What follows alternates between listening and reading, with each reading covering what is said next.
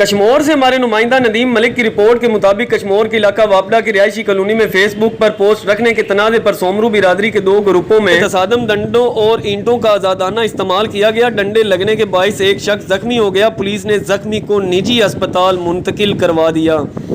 تفصیلات کے مطابق کشمور کے علاقہ واپڈا کی رہائشی کالونی میں فیس بک پر پوسٹ رکھنے کے تنازع پر سومرو برادری کے 2 گروپوں میں تصادم، ایک گروپ کا دوسرے گروپ پر حملہ، اینٹوں ڈنڈوں کا آزادانہ استعمال کیا گیا۔